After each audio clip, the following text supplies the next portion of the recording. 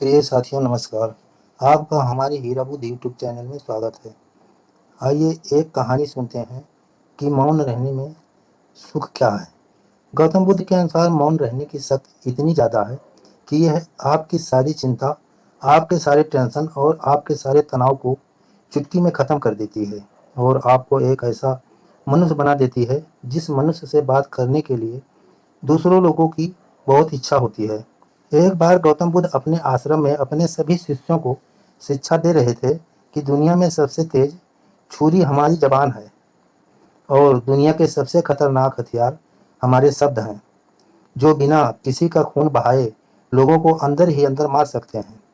हमारे शब्द हमारी ताकत हो सकते हैं, उसी के साथ लेकिन यह हमारी सबसे बड़ी कमजोरी भी हो सकती है अगर हमें नहीं पता चला कि कब, कहाँ और क्या और कितना बोलना है।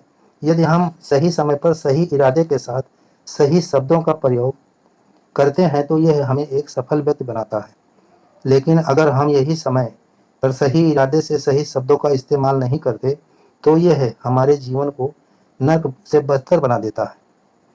तो साथियों, आज की स्टोरी के माध्यम से मैं आपको बताने वाला हूँ कि चुप रहकर कैसे हम अपने जीवन को बदल सकते हैं और आपको चुप रहने की शक्ति का एहसास इस वीडियो में होने वाला है।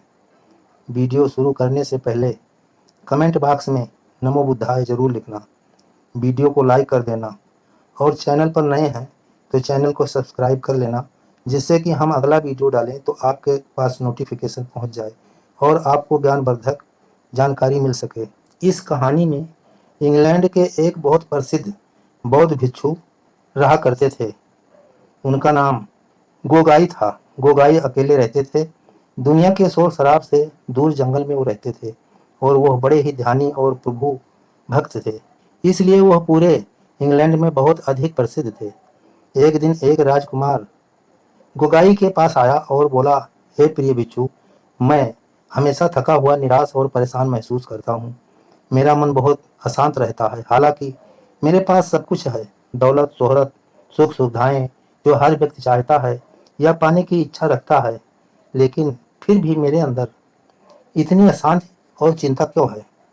गोगाई ने उनकी बात बहुत ही ध्यानपूर्वक सुनी और कुछ सोचने के बाद कहा, तुम इस प्रश्न का उत्तर जानना चाहते हो तो बस तुमने कभी इस प्रश्न को हल करने की कोशिश नहीं की है। गोगाई ने आगे कहा, मैं एक रिसर्च करना चाहता हूँ कि क्या तुम मेरा साथ उसमें दोगे। एक रिसर्च के बाद तुम्हारे जीवन में किसी भी तरह की अशांति और चिंता नहीं रहेगी। यह बातें सुनकर राजकुमार बहुत हैरान था। उसने गोगाई से कहा, बताइए मुझे क्या करना होगा। अपने मन की शांति के लिए मैं कुछ भी करने को तैयार हूँ। राजकुमार की इन्हीं बातों को सुनकर भिक्षु ने कहा, तो फिर आप अगले 20 दिन के लिए मेरे आश्रम में रहोगे और एक सामान्य व्यक्ति की तरह अपना जीवन व्यतीत करोगे और इन 20 दिनों में तुम अकेले और चुपचाप रहोगे, जितना हो सके कम बोलोगे। राजकुमार उस भिक्षु की बातें सुनकर सहमत हो गया। राजकुमार को लगा कि उसका मन सामान्य से अधिक अशांत और विचलित है। उसके मन में तरह तरह के विचार आ रहे हैं और वो आम लोगों की तरह जीवन जीने में असहज महसूस कर रहा है और उसे अंदर से बोलने की इच्छा हो रही थी, लेकिन वह चुपचाप रहा। उसके मुंह से एक भी शब्द नहीं निकला, बस वह चुपचाप बैठा रहता। लेकिन रात होते होते उसे अंदर ही अंदर शांत का अनुभव होने लगा। उसके लिए यह अनुभव अजीब था। वह खुद से पूछ रहा था कि वह अंदर की अंदर इतना खुश क्यों है और उसकी आंतरिक बेचैनी और चिंता कम क्यों होने लगी। अगले दिन राजकुमार अकेला चुपचाप बैठा रहा और वह प्रकृति को निहार रहा था। वो पौधों को, फूलों को, आकाश में उड़ रहे पक्षियों को। वो अपने जीवन में पहली बार यह अद्भुत दृश्य महसूस कर रहा था कि उसके पास कितनी सुंदरता है। वो दिन भर प्रकृति की सुंदरता को निहारता रहता और उसकी ताजगी को महसूस करता रहता। इसी तरह से 12 दिन बीत गए और उसके मन की सारी बेचैनी, सारी हलचल, सारी उथल पुथल, सारा तनाव गायब हो गया। 13वें दिन की सुबह वो राजकुमार फिर से एकांत में बैठ गया और कुछ ही मिनटों में उसकी आंखें अपने आप बंद हो गईं और वो गहरे ध्यान में चला गया। वो पूरे दिन वहीं पर आंखें बंद करके बैठा रहा और गहरे ध्यान में डूबा रहा। न कोई शब्द, न कोई चिंता। राजकुमार भीतर से असीम शांति और आनंद से भर गया। राजकुमार अपने बाकी के 4 दिन इसी तरह गहरे ध्यान में व्यतीत करने के बाद 20वें दिन के बाद गोगई के सामने प्रस्तुत हुआ और गोगई को प्रणाम करते हुए बोला, प्रिय भिक्षु, मुझे उत्तर मिल गया कि मेरे मन में इतनी उथल पुथल और चिंता क्यों थी। मैं जान गया कि मेरा मन इतना अशांत और विचलित क्यों था। गोगई ने मुस्कुराते हुए पूछा, बताओ तुम्हें क्या उत्तर मिला। राजकुमार ने कहा, मैं आवश्यकता से अधिक बातें करता था। मैं किसी पर भी अपने शब्द और ऊर्जा व्यर्थ करता था। मैं दिन भर अपने लोगों से फालतू की बातें करता रहता और फिर उन्हीं के बारे में अकेले में सोचता रहता और ज्यादातर समय नकारात्मक ही सोचता रहता। इस तरह मैं बस अपना समय बर्बाद कर रहा था। ज्यादा बोलने और नकारात्मक सोचने की वजह से मेरा मन अशांत और बेचैन हो गया था और इसी वजह से मैं किसी भी काम को ठीक से नहीं कर पा रहा था, जिसकी वजह में से हर काम में असफल होने लगा और फिर इन्हीं लगातार मिलने वाली असफलताओं की वजह से ही मेरे मन में और भी उदास और चिड़चिड़ापन हो गया। इन्हीं सभी चीज़ों की वजह से मेरा जीवन नष्ट हो रहा था, लेकिन यहाँ पर समय बिताते हुए 20 दिन मेरे लिए पूरी तरह से अलग थे। मुझे कुछ अलग ही एहसास यहाँ पर हो रहा था। अब मुझे ऐसा लग रहा है कि मैं अपना जीवन पूरी तरह से जी सकूंगा, लेकिन इससे पहले मैं अपना जीवन गलत तरीके से जी रहा था और मैंने यह भी सीखा कि हमें सिर्फ ध्यान करने की ज़रूरत नहीं है, ध्यान अपने आप होता है जब हम शांत और मौन होते हैं। ध्यान के पिछले कुछ दिनों के दौरान मैंने जो पहली चीज़ सीखी वो ये है कि मनुष्य के जीवन की सबसे महत्वपूर्ण चीज़ स्वयं को जानना ही है। यह सुनकर वो गई ने कहा, सिर्फ तुम ही नहीं, दुनिया में ज़्यादातर लोग ज़रूरत से ज़्यादा बोलते हैं। आप भी लोग ज़्यादातर समय केवल एक दूसरे को नीचा दिखाने के लिए ही बोलते हैं। कुछ लोग ना चाहते हुए भी बातें करते हैं और अपना जीवन बर्बाद कर लेते हैं। गोगई ने एक बार गौतम बुद्ध से उनके शिष्यों ने पूछा कि बुद्ध, आप ज्यादातर समय चुप क्यों रहते हैं। बुद्ध ने कहा, क्योंकि चुप रहने से व्यक्ति अंदर से अनंत शांत की गहराइयों में होता है। मौन अपने भीतर उतरने की पहली सीढ़ी है। मौन के बिना स्वयं को जानना असंभव है। स्वयं को जानने और समझने का पहला नियम है कि मौन हो जाओ। उतना ही बोलो जितना अत्यंत आवश्यक हो। बेफिजूल की बातें करना छोड़ दो। तुम अचानक पाओगे कि 90% से भी ज़्यादा कर लोग व्यर्थ ही ज़्यादा बोलकर अपना समय बर्बाद कर रहे हैं। ना बोलने का कोई भी नुकसान नहीं है, लेकिन यदि आप ज़्यादा बोलते हैं तो आप अत्यधिक गलती कर देते हैं। अगर लोग थोड़ा चुप रहना सीख लिए, संसार की बहुत सारी समस्याएं हैं, बहुत सारा उपद्रव सिर्फ बोलने से पैदा होते हैं। सारी बात मौन सीखने की है। जब तुम नहीं बोलते तब तुम एकांत में अकेले हो गए, भरे बाजार में भीड़ में खड़े हो, नहीं बोलते, हिमालय के शिखर में पहुंच गए। जिसने ये मौन की कला जान ली वो भीड़ में भी अकेले होने की कला जान लेता है। एकांत में तो आदमी स्वर्ग में है। दूसरे की परिस्थिति ही बेचैनी पैदा करती है। पहले तुम्हें चुप रहने की शक्ति को धारण करना होगा, इससे तुम अधिकतर ऊर्जा को बचा लोगे और फिर इस स्थिति में पहुंच जाओगे कि तुम कम बोलने लगोगे। अगर तुम किसी के यहाँ पर जा रहे हो और परेशान हो जाओ तो ऐसे में उचित है कि आंखें बंद कर लो और अपने में खो जाओ। वहां से आपको ताजगी महसूस होगी, क्योंकि तुम्हारे अंदर जीवन का वो स्रोत छिपा हुआ है, वो किसी दूसरे में नहीं है। इसके बाद राजकुमार उस गोगई से पूछते हैं, आखिर कौन हमें अपने अंदर तक लेकर जाएगा। ये बातें सुनकर गोगई बुद्ध कहते हैं, तुम्हें स्वयं ही अपने अंदर उतरना होगा और वहीं से परम राज्य जीवन का आनंद ले पाओगे। आनंद का यही से जन्म हुआ है, यहीं से यहीं तुम मौत में डूब जाओगे, यहीं तुम्हारा सूरज उदय होगा और यहीं से अस्त होगा। इसी प्रकार तुम बार बार डुबकी लगाओ। जब भी तुम डुबकी लगाकर लौटोगे तो वहां से तुम पाओगे कि ताजगी भरी जीवन की नई सफलता मिलेगी। इस नई शक्ति के जन्म होने से तुम्हारी थकान चली जाएगी, उदासी चली जाएगी, चिंता चली जाएगी। जैसे कोई स्नान करके लौटता है तो शरीर शीतल हो जाता है, शांत हो जाता है, ऐसे ही जब कोई भीतर से साफ होकर वापस आता है, मौन में स्नान करके लौटता है, तो समस्त व्यक्तित्व शांत और मौन हो जाता है, आनंदित हो जाता है। जब तुम आंतरिक मौन की उस पराकाष्ठा पर पहुंच जाओगे तब तुम पाओगे कि बोलने से भी तुम्हारा मौन खंडित नहीं होता, वो बना ही रहता है। उसी एक अंतर धारा लगाकर तुम्हारे भीतर बहती रहती है। तुम बोलते तो हो, तुम शब्द का उपयोग भी करते हो, लेकिन वह तुम्हारे मौन को खंडित नहीं कर पाती। एक बार गहरे मौन में स्थिर हो जाओ, फिर तुम्हारी बाणी और भी मिठास हो जाएगी। तुम्हारा बोलना संगीत पूर्ण होगा, तुम्हारा बोलना सत्य होगा। तुम बोलोगे तो दूसरों पर भी शीतलता छा जाएगी। जैसे ही तुम अंदर से चुप होते हो, तुम इतने शक्तिशाली होने लगते हो कि समाज की निर्भरता तुम छोड़ने लगते हो और तुम्हारे जीवन में एक मस्ती आती है जो केवल दीवानों के जीवन में होती है। तुम्हारे चेहरे पर एक नई रौनक आती है, तुम्हारी आंखें किसी अमृत के समान हो जाती है और तुम अनंत शांत के समुद्र में डूबने लगते हो। इतना कहकर भिक्षु गोगई ने अपनी बात खत्म की और वो मौन में चले गए।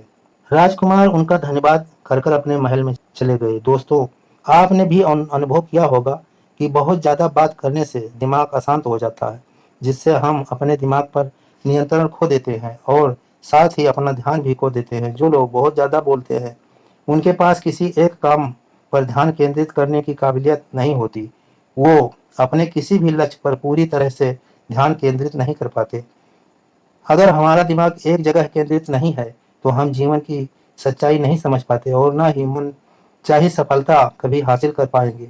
इसके अलावा भी आपने देखा होगा कि जो लोग अधिक बोलते हैं, वो अक्सर लोगों के बीच हंसी का पात्र बन जाते हैं और जो लोग कम बोलते हैं और अपनी बात पर कायम रहते हैं, उन्हें लोगों से सम्मान मिलता है और उनकी बातों को लोग सुनते हैं और उन पर भरोसा भी करते हैं। जो लोग ज़रूरत से अधिक बोलते हैं और अपने विचारों के बारे में पक्के नहीं होते, उनका दिमाग स्थिर और विचलित रहता है, शोर से भरा रहता है और एक अशांत दिमाग वाला व्यक्ति जीवन में किसी भी चीज़ में सफल नहीं हो पाता, क्योंकि वो किसी भी काम में फोकस नहीं कर पाता। यदि किसी व्यक्ति को यह पता है कि उसे कब, कहाँ और कब बोलना है, तो वो व्यक्ति सच में बहुत बुद्धिमान है और ऐसा व्यक्ति जहाँ भी जाता है, उसका व्यक्तित्व आकर्षण का केंद्र बन जाता है और वह जो कुछ भी करता उसमें सफल अवश्य होता है। अगर हम किसी महान और सफल व्यक्ति के व्यक्तित्व को गहराई से देखें, तो पाएंगे कि वह कम बोलते हैं और कम से कम शब्दों में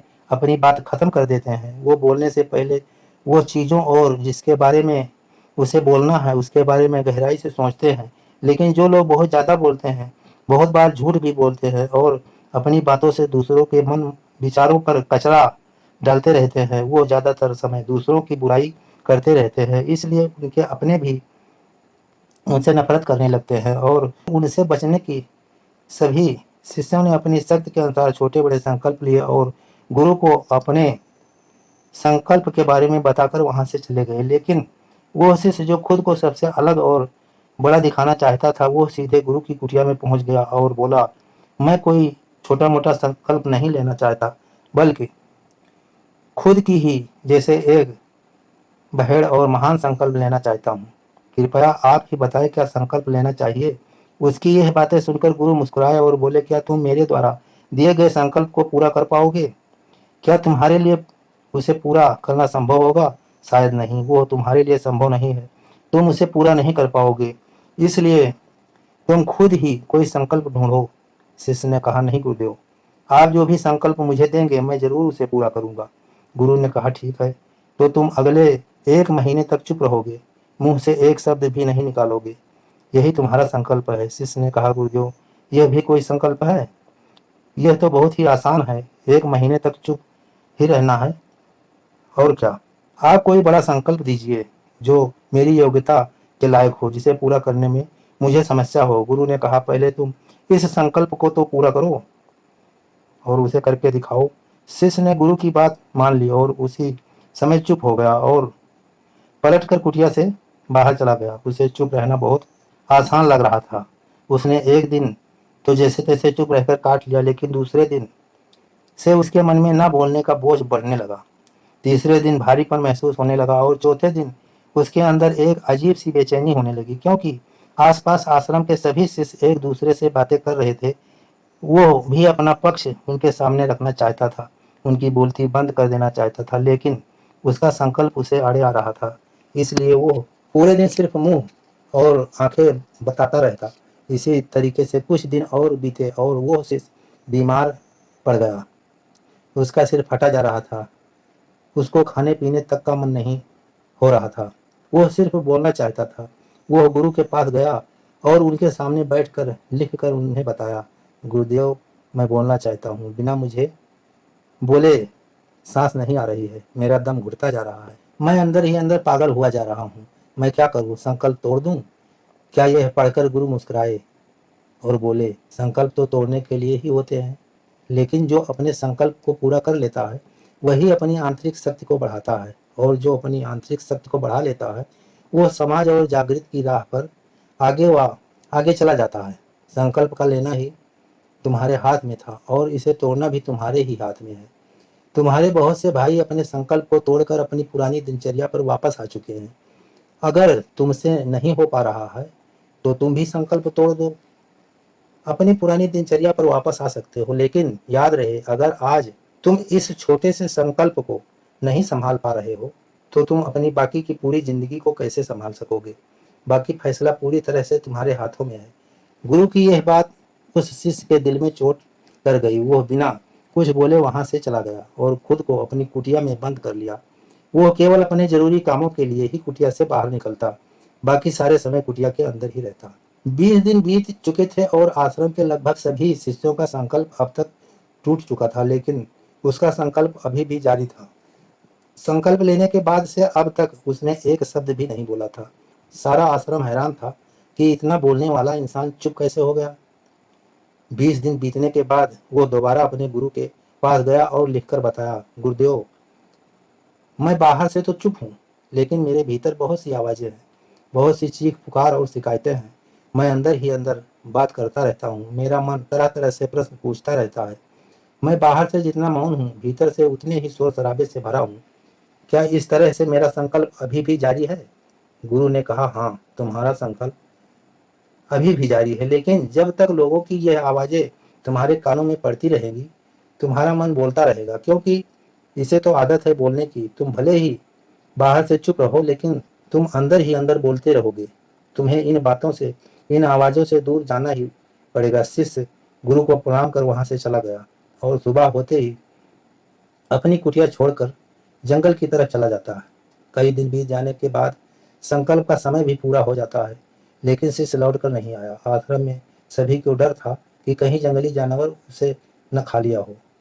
इस बीच उसे ढूंढने की बहुत कोशिश की गई, लेकिन वो कहीं नहीं मिला। सभी गुरु भाइयों ने मान लिया कि जंगली जानवरों ने उसे अपना शिकार बना लिया होगा, लेकिन गुरु को ऐसा नहीं लगता था। एक दिन आश्रम पर एक अन्य शिष्य गुरु के पास आया और बोला, गुरुदेव, हमारे उस अधिक बोलने वाले भाई के साथ क्या हुआ होगा?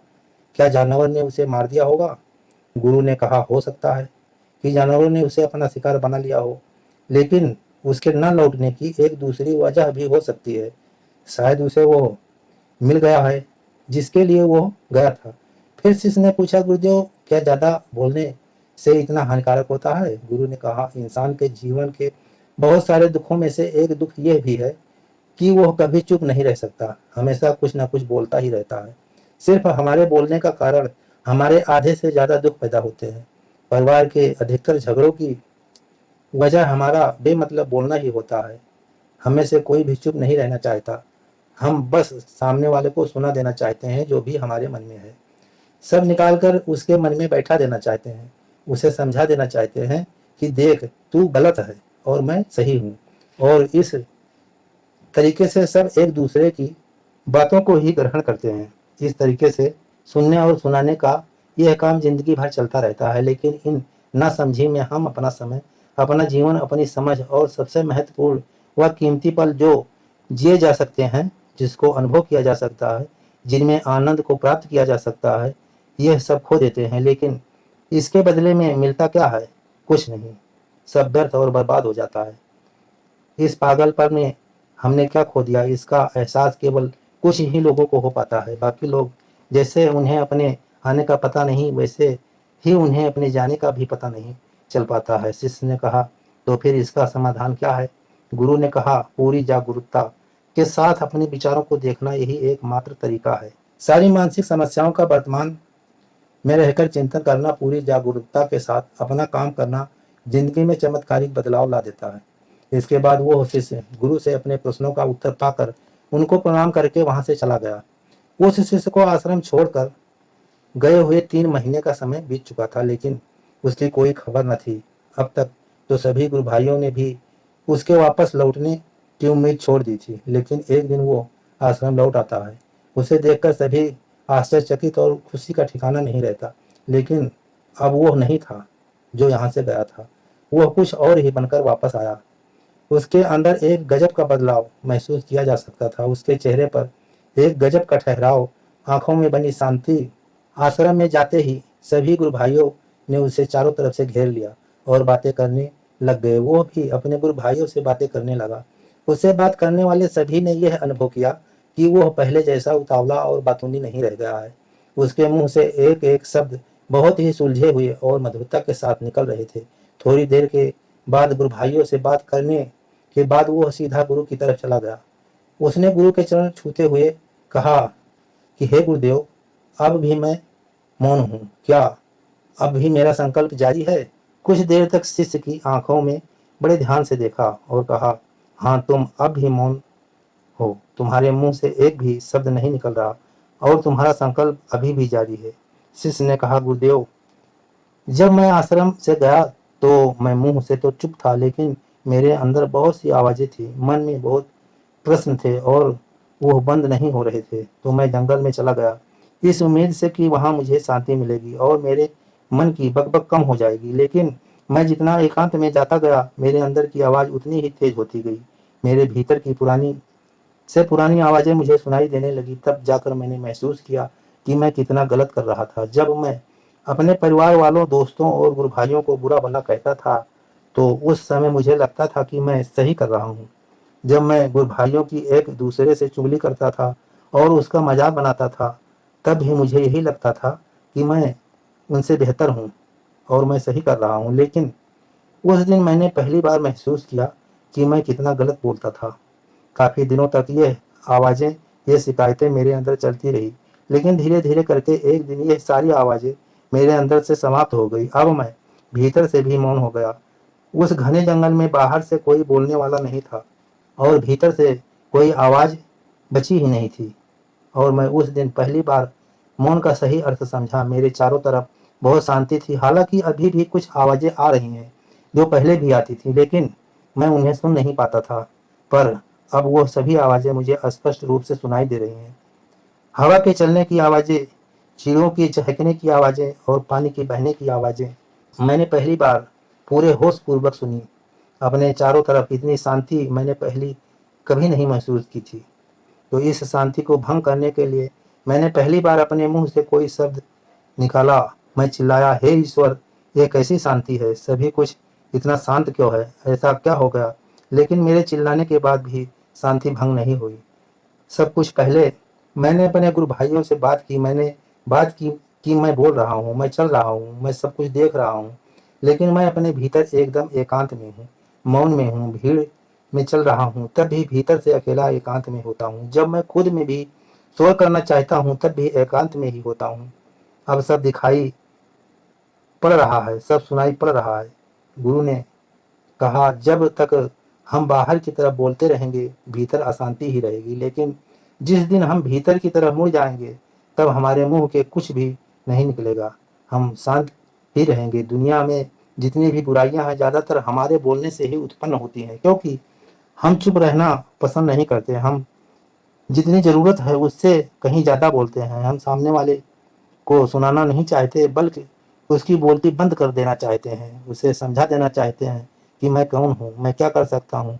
और यही हमारी जिंदगी का मकसद बन जाता है और बना रहता है। हमारी सारी ऊर्जा व्यर्थ से बोलने में बर्बाद होती रहती है। ऐसे ही समाज में लोगों का जीवन दुखों से भर जाता है, जो हमेशा एक दूसरे को सुनाने में लगे रहते हैं, कभी एक दूसरे को सुनाना नहीं चाहते, समझना नहीं चाहते। और चुप रहना तो उन्होंने कभी सीखा ही नहीं, क्योंकि चुप रहना उन्हें छोटा महसूस करवाता है। दुनिया की सभी लड़ाइयों का कारण हमारा बोलना ही है। इसलिए हमें सिर्फ उतना ही बोलना चाहिए कि जितना जरूरत है, क्योंकि व्यर्थ का बोलना ऊर्जा को नष्ट करना, और यह बोलना ही हमें कभी अपने भीतर की ओर लौटने नहीं देता, क्योंकि यह हमें बाहर की ओर खींचे रखता है। और बाहर है ही क्या इस संसार के अलावा, लेकिन अगर अपने भीतर के संसार की ओर मुड़ना है तो इस मुंह को बंद ही रखना चाहिए। इसलिए जितने भी बुद्ध हुए, आत्मज्ञानी हुए, वो सभी एकांत की ओर भागे ताकि उन्हें ज़्यादा न बोलना पड़े, ज़्यादा न सुनना पड़े।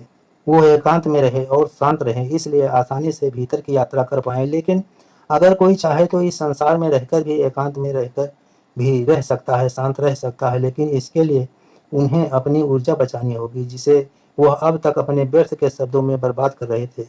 दोस्तों, इस कहानी से यह सीख मिलती है कि व्यर्थ बोलना ऊर्जा को नष्ट करना है। ज़्यादा और व्यर्थ बोलना ही हमें अपने भीतर की ओर लौटने नहीं देता, क्योंकि हमें बाहर की ओर झुकाए रखता है, और जिन्हें भीतर की यात्रा करनी है उन्हें अपने मुंह को बंद ही रखना चाहिए। मुझे उम्मीद है कि आपको यह कहानी पसंद आई होगी। कहानी पसंद आई हो तो वीडियो को लाइक कर देना, चैनल पर नए हैं तो चैनल को सब्सक्राइब कर लेना और अपने मित्रजनों को भी शेयर कर देना, जिससे कि ज्ञानवर्धक कहानी उनको भी सुनने को मिले। चलो मिलते हैं अब अगले